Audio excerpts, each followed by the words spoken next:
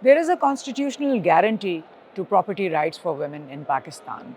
Various laws have been made, including the Enforcement of Women's Property Rights Act and the law and the change in Pakistan Penal Code, Section 498A, which prevents deprivation of inheritance property.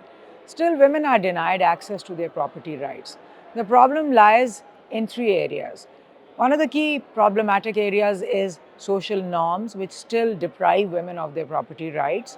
And those filter not only into the way those laws are going to be practiced, but also whether women feel entitled to those rights. Secondly, the legal barriers.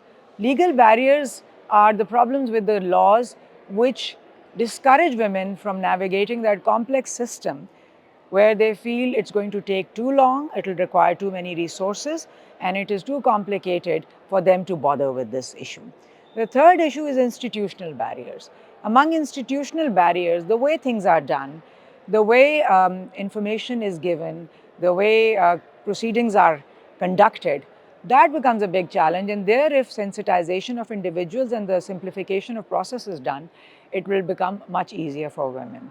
Finally, women have less access to information.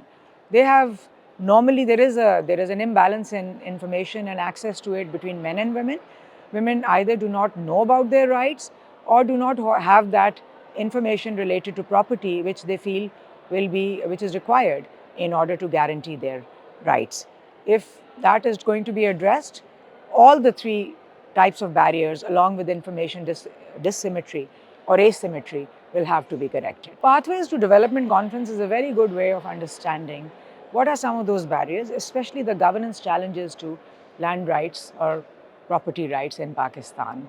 And this conference, specifically panels like talking about where is the challenge with the norms, but also where is the challenge with practices, is going to give us a way forward in not just improving the systems, but also addressing those harmful norms which led to the deprivation of women's property rights.